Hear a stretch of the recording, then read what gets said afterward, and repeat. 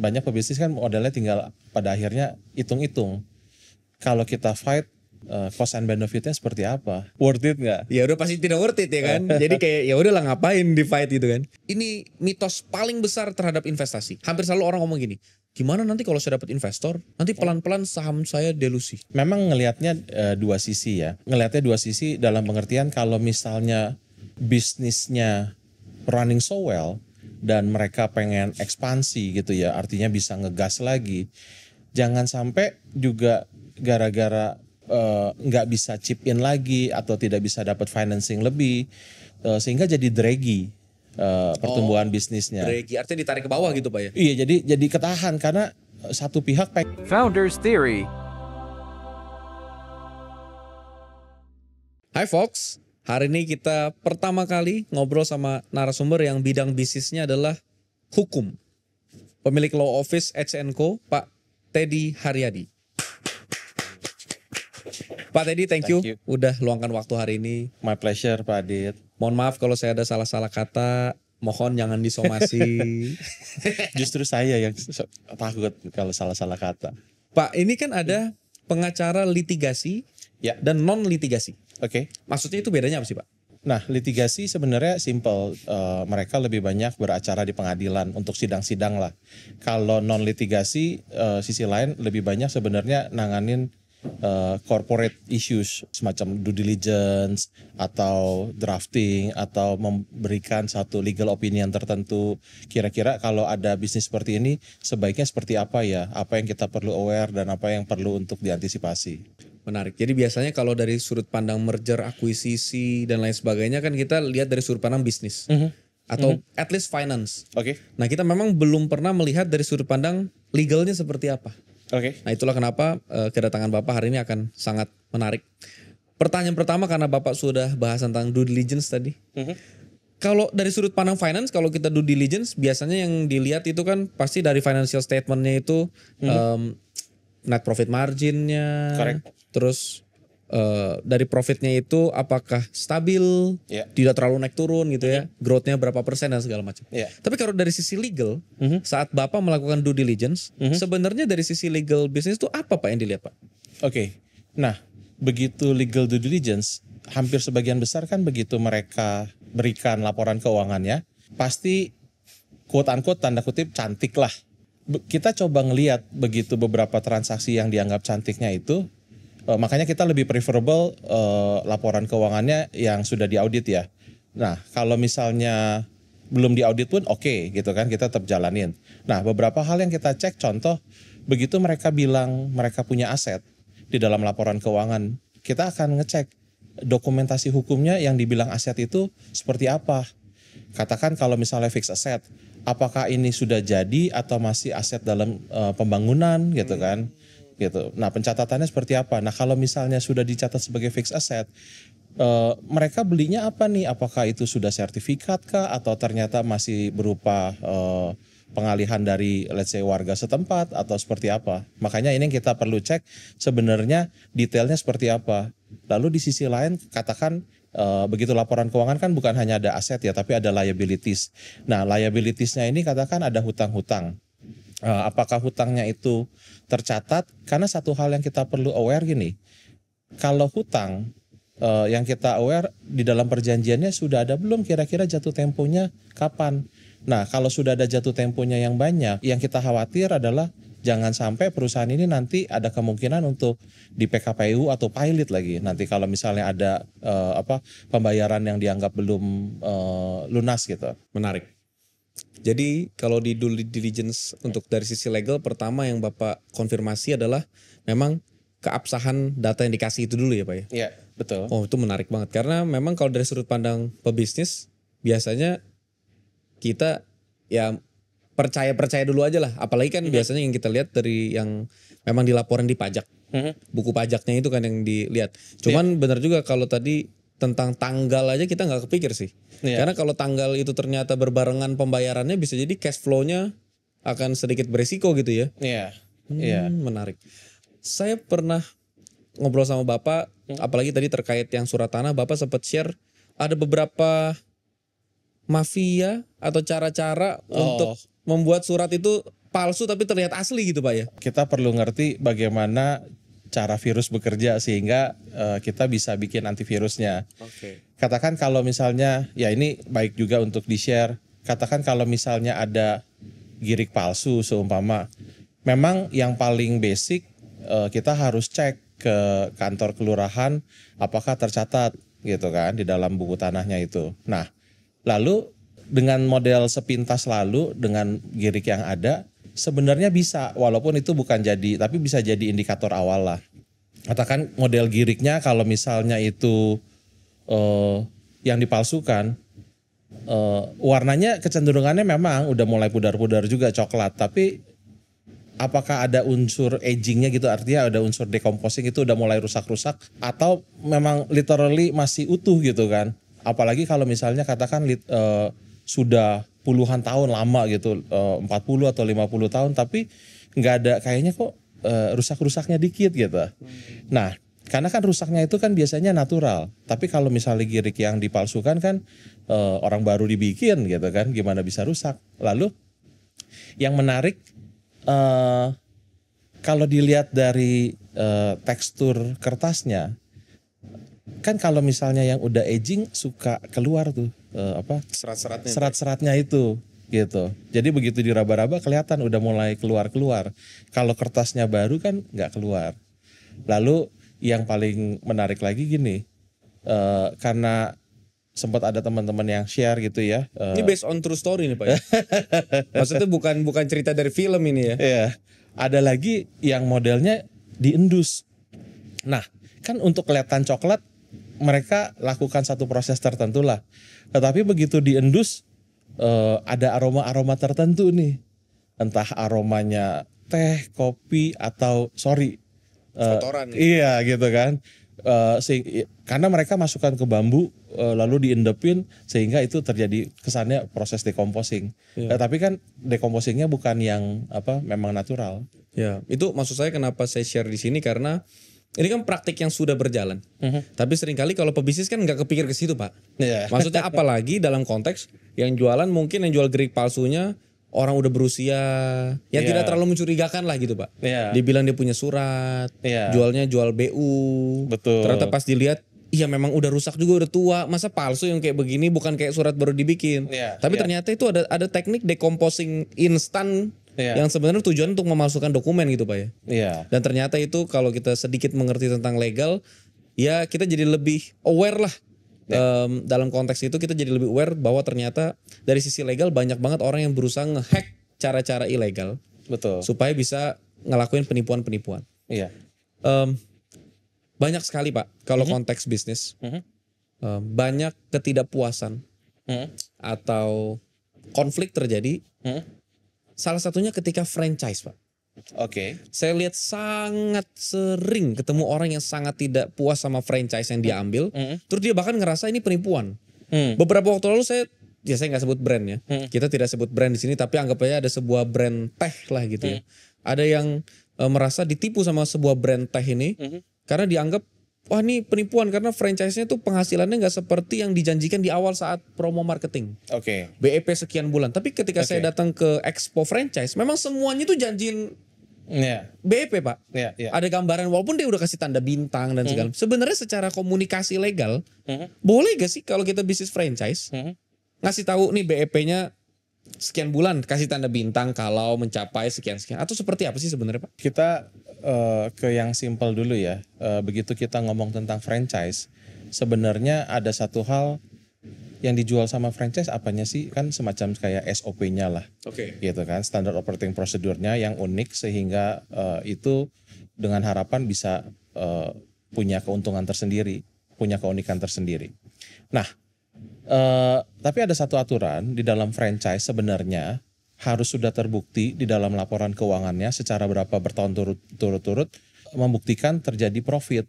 Sehingga bukan jadi ajang istilahnya coba-coba gitu kan ke investor baru gitu. Tapi memang itu yang well proven gitu. Nah, oleh karenanya kalau misalnya memang pengen market penetration lebih besar lagi, harus hati-hati dengan istilah yang dipergunakan. Apakah itu franchise atau sebenarnya model perjanjian kerjasama katakan dengan memberikan lisensi kepada company lain gitu atau orang lain bahwa you boleh ya pakai brandnya I, tapi this is how we need to run the business gitu kan. Jadi instead kita bilang itu franchise, tapi sebenarnya lisensi, dan ada beberapa yang perlu untuk diperhatikan lagi dalam perjanjian kerjasamanya. Jadi maksud Bapak kalau franchise harusnya tuh sudah ada syarat sekian tahun Ya. atau sekian bulan untuk Well proven Oh. dalam laporan keuangan. Berarti kalau tidak ada itu, brand baru harusnya secara legal tidak boleh franchise.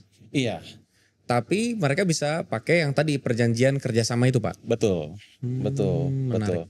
Kalau misalnya di perjanjian kerjasama, apakah masuk akal kalau ditulis target BEP atau target profit, atau sebenarnya hal itu sebenarnya tidak boleh ditaruh di perjanjian kerjasama karena itu kan nggak bisa dikontrol, atau seperti apa, Pak? Oleh karenanya di dalam bikin suatu perjanjian kerjasama harus hati-hati. Kalau menurut saya gini, kalaupun nanti memang ada hal-hal yang tidak tercapai, kita ngelihatnya apakah itu perdata atau sebenarnya pidana, apakah itu dianggap penipuan atau ini dianggap wan prestasi. Maksudnya apa tuh? Wan prestasi artinya gini, begitu kita masuk dalam suatu perjanjian, artinya kan ada hak dan kewajiban. Satu pihak melakukan apa, lalu ada counter prestasi dari pihak yang lain melakukan apa. Nah, this is business gitu kan, dan kita juga nggak punya intention untuk cheat. Tapi kalau misalnya memang targetnya tidak tercapai, ada effort itu kan dianggap sebagai kegagalan dalam prestasinya. Dan bukan berarti dianggap sebagai penipuan, karena unsur daripada penipuan sendiri sebenarnya beda gitu kan. Jadi kita perlu ngelihat unsur-unsur yang ada di dalam KUHP itu yang dimaksud penipuan itu apa gitu. Nah kalau misalnya dihubungkan dengan perjanjian, apakah benar ini penipuan atau ini wan prestasi? Let's say ini, Pak, kalau orang franchise kan ada ngomongin target BEP. Mhm. Tapi umumnya kan tidak tertulis di dalam perjanjian. Itu kan hanya promo marketing, Pak. Nah, tapi apakah sebenarnya untuk amannya kita bisa beli franchise dengan minta oke, tapi di perjanjian kerjasama taruh ya kalau misalnya tidak terjadi BEP yang sesuai, maka katakanlah ada kelebihan hak yang bisa saya miliki atau pengurangan kewajiban. Oke. Atau misalnya oke, kalau tidak tercapai maka let's say 6 bulan. Kalau 6 bulan belum tercapai, maka saya mau bikin ini fleksibel. Jadinya setelah 6 bulan itu harusnya kan potongan ke kamu 20% dari omset. Nah, saya mau nggak mau karena kan belum tercapai. Saya maunya 10% aja. Karena belum tercapai sampai tercapai. Kayak Oke. gitu-gitu apakah memungkinkan di perjanjian kerjasama? Ini bisa jadi case by case ya, artinya harus ngelihat di dalam perjanjiannya sendiri. Katakan gini, begitu kita bilang tadi perjanjian kerjasama, sebenarnya perlu dilihat pihak yang mana sih yang sebenarnya perlu melakukan aktif dalam usahanya itu.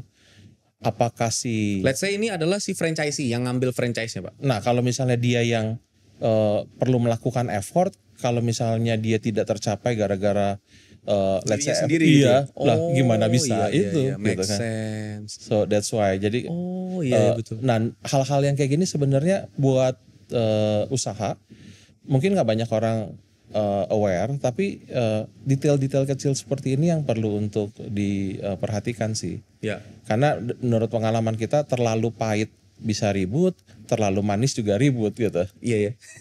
Nggak ada duit ribut, Pak. Ada duit ribut juga ya.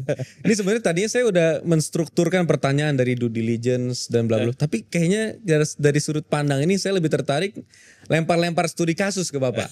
Studi kasus ini soalnya ngebukain pola pikir kita bahwa betapa penting kalau orang mulai bisnis atau at least mau scale up, dia tuh harus ngerti juga pemilik bisnisnya atau si levelnya itu harus ngerti konsep legalnya. Ya. Karena kalau nggak ngerti aspek legalnya dan hanya serahin dari sudut pandang udahlah, pokoknya tim legal yang ngurus, wah bisa kacau tuh pengambilan keputusan strategis. Iya. Karena kalau pemilik bisnis yang saya lihat, mereka rata-rata pasti belajarin marketing juga, operation mereka handal pasti, finance mereka pelajarin. Iya. Tapi legal agak kurang, Mbak. Iya. Saya pribadi merasa begitu. Iya. Saya pasti kalau sebagai pemilik bisnis saya pelajarin finance, saya mau tahu ini segala macam dan segala macam. Betul. Operation pasti supaya service excellent, SOP gimana, apa bedanya work instruction sama SOP dan segala macam.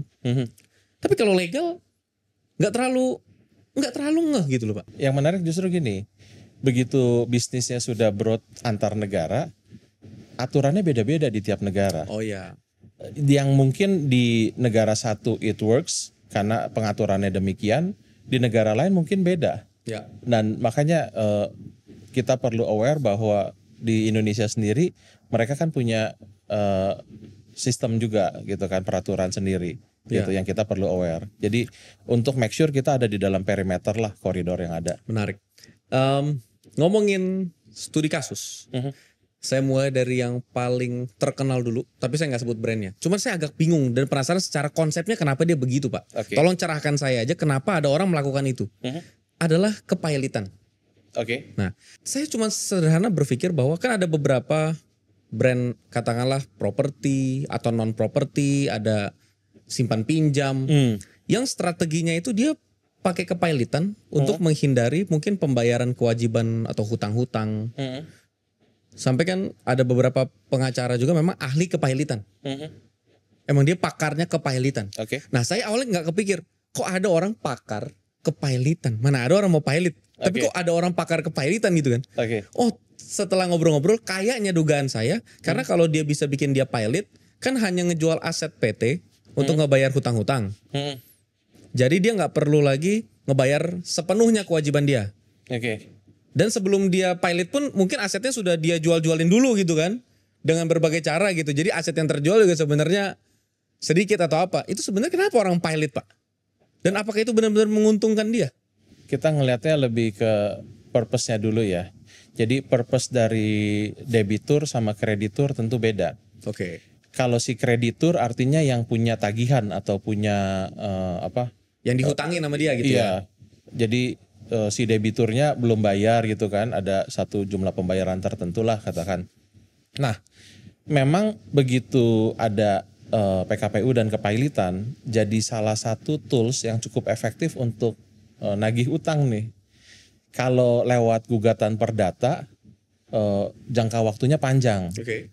Tapi kalau misalnya masukin PKPU dan pilot jangka waktu singkat. Oh, jadi artinya ini menguntungkan kreditur? Menguntungkan kreditur untuk nagih. Memang ada syaratnya. Katakan minimal harus ada 2 kreditur yang jatuh tempo dan dapat ditagih gitu kan. Nah, tetapi kalau syarat ini terpenuhi secara formal, berarti kan sebenarnya kalau misalnya ada apa-apa, kita udah langsung bisa ngajukan PKPU artinya untuk rescheduling utangnya. Kalau sampai miss daripada jadwalnya, langsung pilot gitu kan.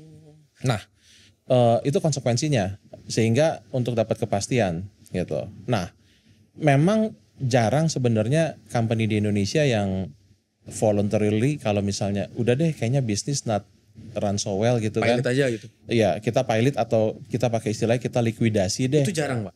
Gitu. Iya, sebenarnya tapi bisa ada gitu, bahwa itu ada. Ya, sampai pada titik tertentu karena kenapa perusahaan terbatas, perseroan terbatas. Tanggung jawabnya kan dari pemegang saham juga terbatas kepada saham yang di chip in lah. Nah, kalau misalnya memang bisnisnya sudah nggak bisa running so well, daripada itu nanti mempengaruhi secara keseluruhan bisnisnya, sebenarnya ada beberapa cara sih, termasuk untuk spin off atau split off nantinya.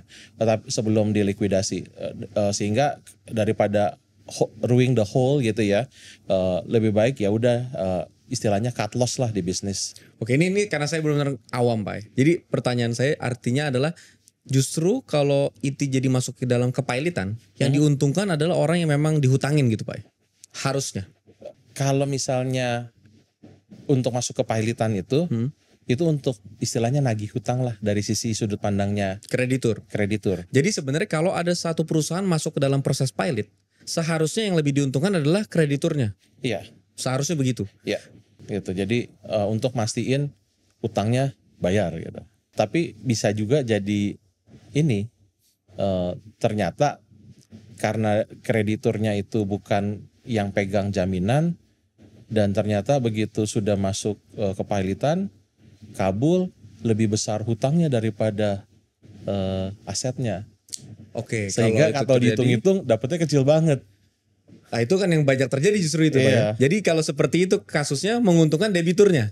Nah, tergantung kalau misalnya debiturnya memang masih sebenarnya visible dan bisa masih running well, tetapi di force gara-gara utang-utang kecil yang sebenarnya nggak signifikan, kan juga itu. Ya, tapi dalam konteksnya Bapak tadi bilang, itu sebenarnya tergantung dari sudut pandang aset sama hutang lebih besar mana gitu ya. Iya. Jadi kalau aset Bapak katanya aduh dit udah Karena banyak juga yang utang-utang kecil tapi nagihnya gitu ke ya? perusahaan besar. Kalau ada apa-apa mereka itu. Oh iya iya. Gitu. Ya jujur aja setiap hari Pak, karena saya follow beberapa tokoh berseliweran terutama di negara Konoha, ya kan? Oke. Badan usaha milik Konoha. Ya. Nah itu banyak yang sengaja memang telat bayar. Saya nggak tahu ya sengaja atau nggak sengaja. Tapi mereka memang nggak bisa disentuh Pak. Perusahaan keluarga saya sendiri ngalamin ya mungkin dalam konteks mereka itu duit kecil sekali. Tapi akhirnya kita nagih dengan cara apa Pak? Pas ada project kedua dia reparasi barangnya, kita nggak kasih barangnya sebelum dia bayar dulu utang yang pertama. Ternyata cukup efektif. Ya. Cuma kan di pikiran saya, untung ada barang kedua. Oke. Nah kalau nggak ada barang kedua gimana itu nagihnya kan? Pertanyaan saya sederhana. Kelihatannya itu yang Bapak punya tagihan itu bukan perusahaan swasta. Oh bukan, ya itu tadi yang saya bilang badan usaha milik Konoha Pak. Oke. Ya. Nah memang karena kalau badan usaha milik Konoha itu ada persyaratan tertentu yang katakan kalau misalnya sampai itu dipilotkan mempengaruhi dan dampaknya lebih Jadi besar dia punya lagi. privilege gitu Pak ya. Ya. Semacam itulah ya. Iya. Ya, dan yang lebih parahnya adalah setahu saya kalau orang ngasih cek dan itu kosong 2 kali, itu kan di blacklist harusnya ya. Iya. 2 kali Pak ya. Iya. Saya nggak tahu persisnya secara legal.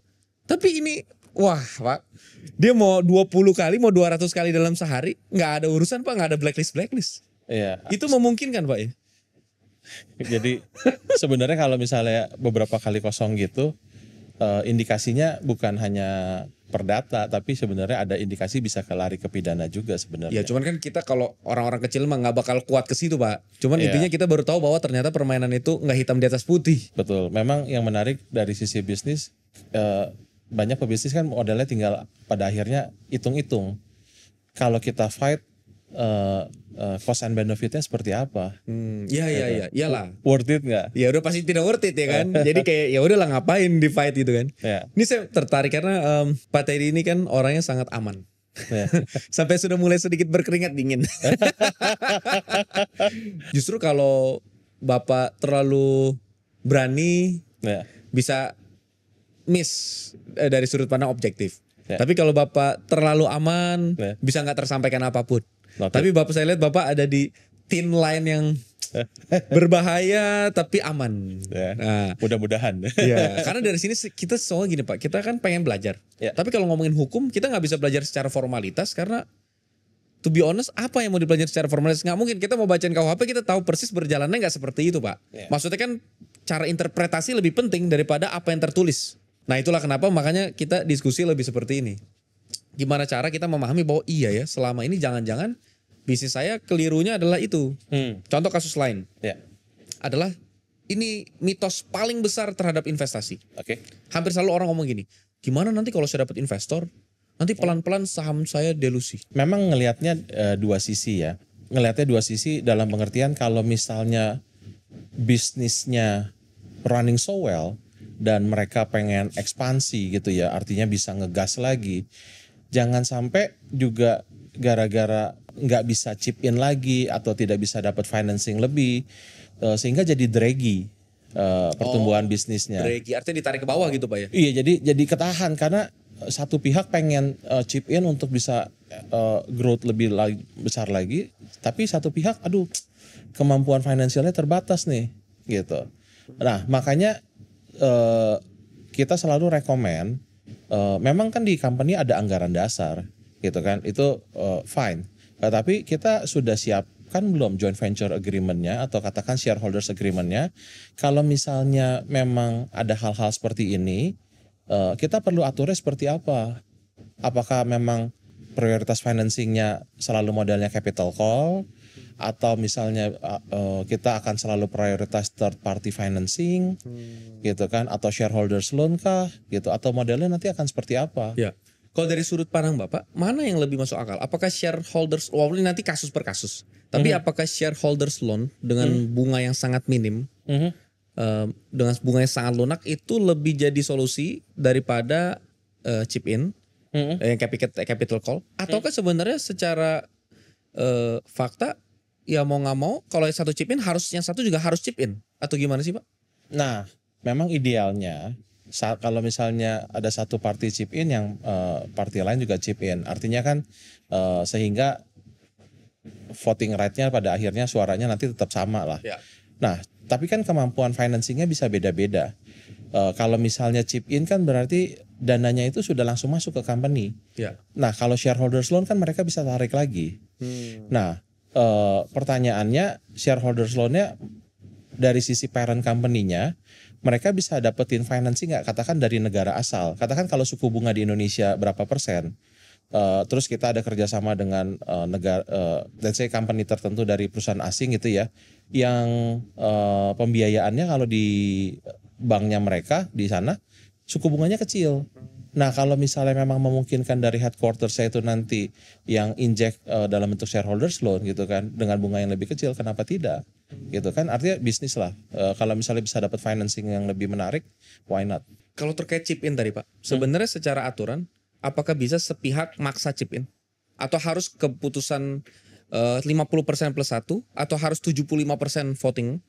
Atau harus 100% voting untuk chip in? Tergantung di agreementnya para pihak, mereka determine seperti apa. Kalau yang berlaku default, para pihak harus setuju di dalam chip in-nya itu. Kalau misalnya by default ya 70-30 gitu kan. Which is kalau untuk merubah anggaran dasar kan sebenarnya kalau yang by default cuma 2/3 plus lebih. Oke, berarti 66% lah gitu. Iya, di atas 66% atau 67 lah katakan. Nah, begitu dia 70%, kalau misalnya memang mau voting, ya tentu dia akan bisa gitu kan. Sehingga yang kayak gini perlu diatur untuk melindungi yang minoritas gitu. Menarik. Jangan sampai begitu vote kalah kan. Ada beberapa praktik yang umum terkenal viral di Reels sama TikTok. Adalah dipaksa berhutang. Ketika perusahaannya dipaksa berhutang, akhirnya mau nggak mau untuk nutupin hutang, akhirnya ya harus chip in gimana nih? Ya akhirnya semua terpaksa. Apakah praktek ini memang umum terjadi kalau untuk si investor neken mau delusiin saham dengan dipaksa berhutang? Sebenarnya gini, ada salah satu alternatif kan kalau misalnya itu kan third party loan gitu atau third party liabilities ya. Kan sebenarnya bisa juga di mirroring kalau misalnya salah satu pihak memang bisa untuk chip in atau bisa untuk inject, kan nggak selalu harus dalam bentuk modal. Bisa aja shareholders loan untuk cover loan to third party. Oh, menarik. Ya tapi justru yang maksa ini adalah shareholdersnya Pak. Jadi Iya, dia nah, memang tapi nggak mau. tapi kita udah agree bahwa di dalam shareholders loan nanti kita akan payback ya, ada agreementnya lah. Oh, menarik. Gitu, Jadi kalau sebuah perusahaan kita ini terpaksa berhutang dan memang partner kita sebenarnya partner yang positif, artinya bukan sengaja memaksa kita, tapi memang kita mungkin salah ngambil langkah atau bakar duit terlalu banyak di marketing dan segala macam. Sebenarnya salah satu strateginya adalah bisa jadi pakai shareholders loan, pinjaman dari salah satu pemilik atau pemegang saham untuk ngegantiin hutang itu dan kita jadi berhutang ke sini ya secara lebih lunak dan nggak usah mendelusi saham siapapun gitu Pak ya. Iya. Dan saham hanya bisa terdelusi kalau itu votingnya secara default itu 2/3 dari suara. Kalau itu untuk merubah anggaran dasar ya. Merubah anggaran dasar. Tapi kalau untuk menentukan chip in, kalau punya suara 2/3 bisa memaksa chip in nggak Pak? Artinya kan kalau misalnya inject capital itu kan ngerubah nanti pasal 4. Oh, ngerubah anggaran dasar. Ya. Tapi misalnya, apakah 2/3 itu sudah punya 2/3? By default, kalau sudah punya 2/3 bisa ngerubah anggaran dasar, apakah bisa memaksa untuk chip in? Lebih dari 2/3 iya. Bisa memaksa untuk chip in? Iya. Nah makanya banyak orang begitu kerjasama, seringkali ya kan udah ada anggaran dasar, udah ada akta pendirian. Tapi yang tadi saya bilang lagi, belum ada semacam joint venture agreement atau shareholders agreement-nya amongst the party untuk atur hal-hal kayak gini. Termasuk yang orang suka lupa adalah ini kan bisnis ya at the end of the day. Nah kalau salah satu ada yang mau out gimana? Menarik. Sebenarnya kan perlu diatur juga di dalam agreement-nya itu. Ya, exit strateginya tuh mau ngapain gitu ya. Yes. Tapi kalau orang bisnis kan belum mikir itu Pak. Kayak orang mau nikah terus pisah harta. Orang Indonesia kan agak tabu Pak.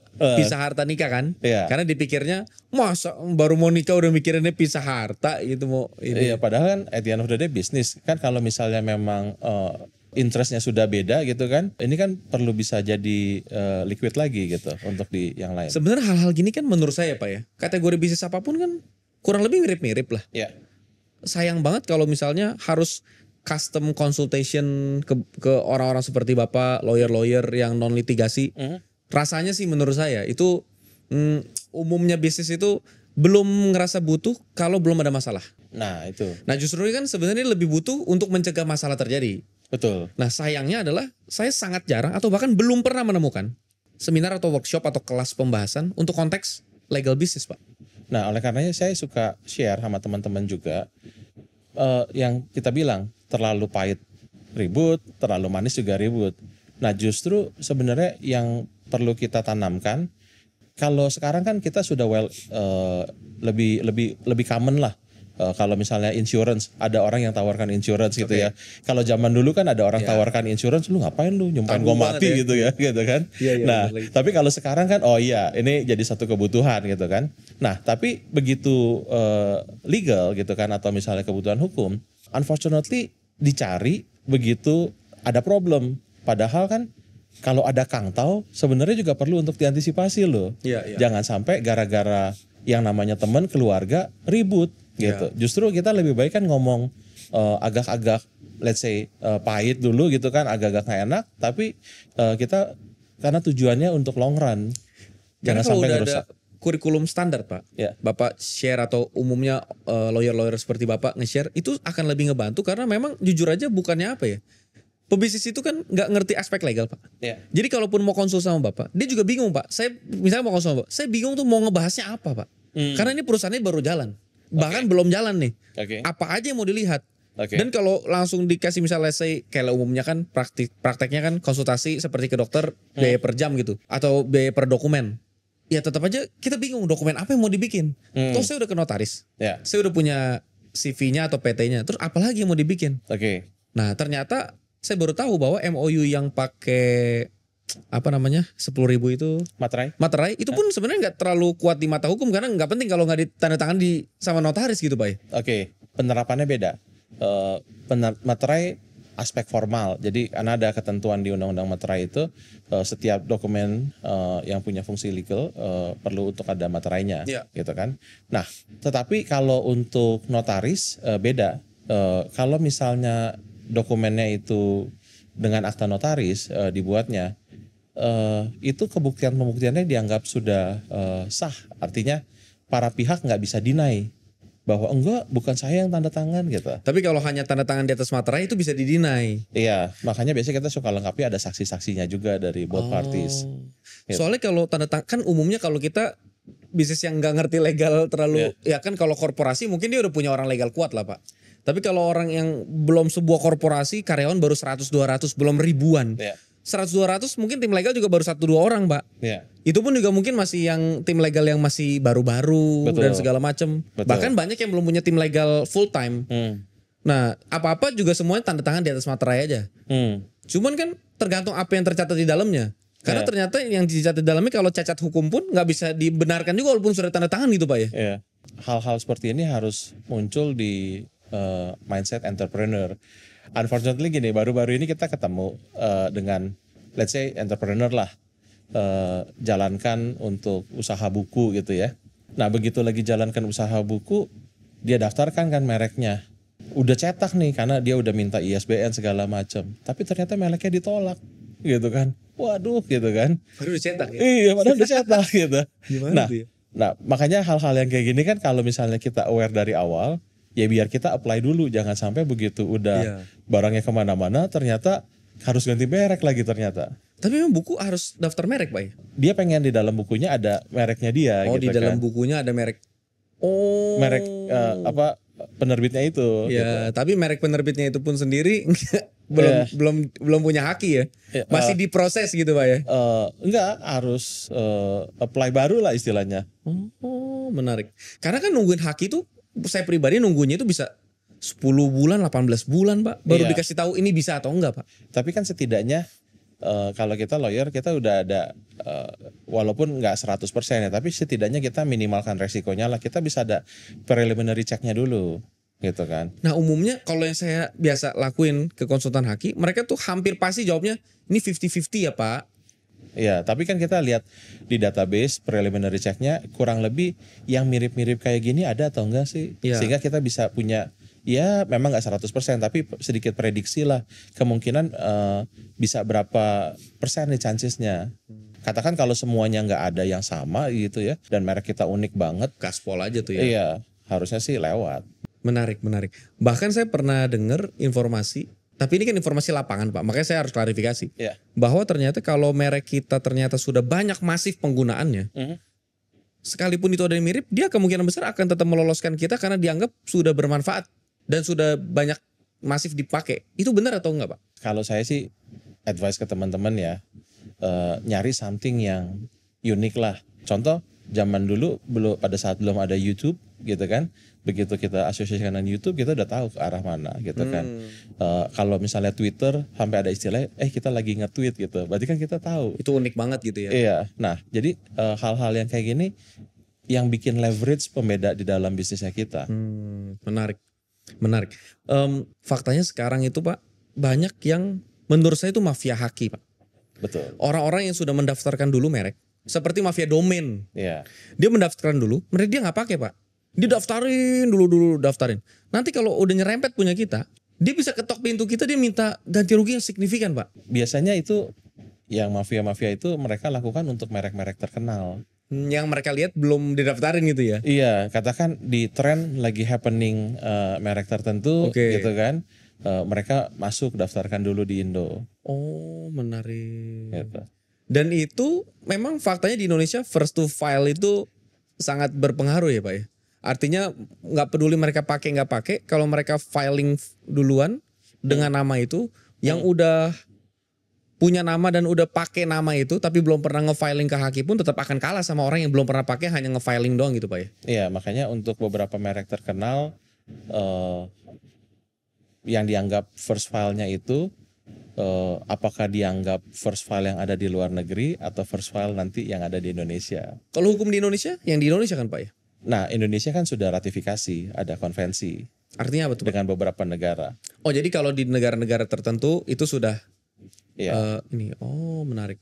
Tapi saya masih punya beberapa pertanyaan Pak sebelum kita usai. Pertanyaan pertama yang paling mendasar untuk menutup ini adalah, menurut Bapak, hal-hal apa aja buat pebisnis yang harus diperhatiin dari sisi legal, yang at least kalau mau masuk jadi pebisnis atau sudah jadi pebisnis, aspek-aspek legal ini harus kita kuasain. Yang mungkin sekarang buat kita, buat pebisnis, oh gitu ya. Saya aja belum pernah dengar kata-kata itu sebelumnya. Tapi menurut Bapak sayang kalau nggak pelajarin ini, kita bisa berbahaya ke depannya. At least untuk konteks scale up aja, ataupun untuk startup, apa sih Pak? Ini tentu jawabannya akan case by case ya, tergantung dari masing-masing usaha juga. Jadi tapi general understandingnya adalah ini, yang umum ya. Pada saat kita berbisnis, memang kan pemegang saham kan minimal 2. Tapi waktu kita bisnis, sebenarnya ini bisnis sendiri. Katakan satunya itu karena keluarga kita sendiri atau atau minoritinya yang kecil banget gitu sehingga tidak signifikan, atau memang ada partner yang benar gitu kan, yang sama-sama, sehingga arrangement diantara partnersnya ini seperti apa gitu. Seringkali kan karena temen atau karena saudara, ya udahlah cincai-cincai aja lah gitu kan. Nah, tanpa ada underlying documentsnya. Nah, karena kita sering dengar banyak yang namanya saudara atau temen jadi ribut gitu. Dan unfortunately seperti itu. Jadi untuk menghindari hal-hal seperti itu ya perlu ada dokumen lah gitu kan. Dan kalau perlu untuk make sure ada profesional yang bisa overview sehingga bantu untuk ngelihat blind spotnya kita. Yang mungkin buat kita udah aman nih, tapi dari kacamata profesional kita bisa ngelihat beberapa blind spot yang lain gitu. Lalu yang kedua, pada saat kita bikin usahanya itu, ini hal yang basic lah. Kan pasti ada vehicle-nya. Vehicle-nya tuh dalam bentuk apa? Kalau misalnya persekutuan perdata kah, CV kah, firma kah, atau dalam bentuk PT gitu kan. Kalau misalnya dalam bentuk PT, kita udah arrange belum mekanisme, katakan ada direktur, lalu ada pemegang saham, ada komisaris. seberapa kita aware sih sebenarnya seberapa jauh nih fungsi direktur, komisaris sama pemegang saham. Make sense. Hal-hal apa yang sebenarnya bisa dipakai lo jadi tools untuk saling katakan check and balance satu sama lain. Mekanisme seperti apa gitu. Jadi itu yang very basic sih. Jadi tentang corporate law. Artinya dasar-dasar corporate law, wah ini menarik. Karena ini sebenarnya bukan sesuatu yang signifikan, tapi memang seringkali dihiraukan. Saya pribadi sampai detik ini Pak, masih nggak terlalu jelas sekutu aktif sama sekutu pasif itu bedanya apa. Itu doang. Oke. Itu salah satu yang sebenarnya benar kata Bapak, sebenarnya ini kan untuk fungsi check and balance itu, saya yaudah akhirnya sekutu pasif sama sekutu aktif saya samain seperti direktur dan komisaris di PT. Ya. Saya nggak tahu ya mungkin pasti ada beda-bedanya. Kadang-kadang orang kalau belajar hukum lebih demen belajar pakai studi kasus karena dia bisa langsung melihat visual realnya di case di lapangan tuh apa yang bisa terjadi. Kalau ininya begini, kalau itunya begitu. Karena kalau hanya benar-benar murni belajar teori Pak, wah itu memang agak PR Pak. Kayak belajar finance terus kalau nggak pakai studi kasus cuma ngomongin angka, waduh capek banget itu Pak. Jadi makanya menarik tadi kita udah bahas beberapa studi kasus dan ini memang masih sangat sempalan. Bahkan sebenarnya konteks hukum seharusnya ada podcast khusus Pak. Podcast hukum bisnis. Yang ngebahas memang benar-benar dari sudut pandang hukum bisnis tuh terhadap kasus ini gimana, apa yang perlu dipelajarin. Karena kan orang kita terutama saya belajar lewat begitu lebih gampang Pak. Jadi ada visualisasinya Pak. Terima kasih Pak Teddy. My pleasure Pak Adit. Saya memang nanya juga agak hati-hati, saya takut mana yang boleh dibahas, mana yang gak boleh. Itulah kenapa saya rasa memang orang-orang hukum bisnis gak mau tampil ya Pak ya. Karena takut salah ngomong. Tapi terima kasih Bapak sudah share waktunya. Sampai ketemu di next kesempatan. Bye folks.